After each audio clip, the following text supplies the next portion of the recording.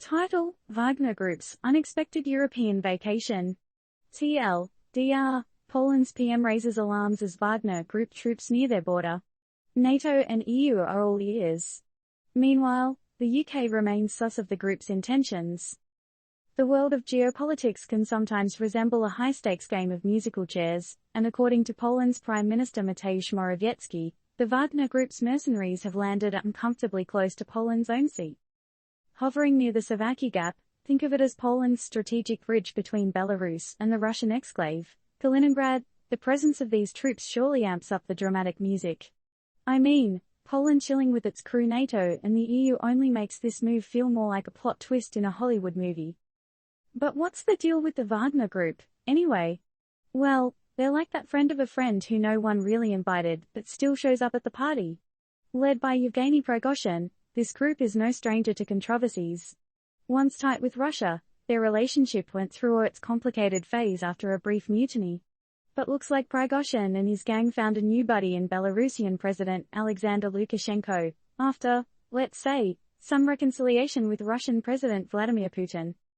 Poland, meanwhile, didn't mince words. Prime Minister Morawiecki likened their approach to a hybrid warfare and is even building a high wall. Because, well, when you see unwanted guests approaching, some folks build walls. Yet, the UK, always the vigilant neighborhood watch, had already flagged the Wagner Group as potential troublemakers earlier this week. Their report, filled with the type of tea one loves to spill, hinted that Prigozhin's crew, despite looking like they've broken up with Russia, might just be freelancing for others. Intriguing, right? Especially when you know that Prigozhin was seen at a Russia-Africa summit in St. Petersburg just recently. Making moves or just vacationing? The British Parliament's take?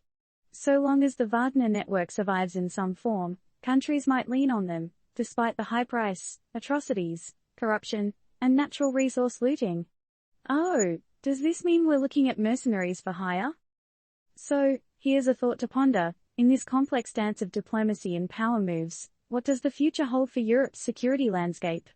And more importantly, if the Wagner Group were to be a rock band, what would their hit single be? Your turn. In a world where mercenaries might be up for grabs, how does it redefine global diplomacy? And seriously, what's your song title suggestion?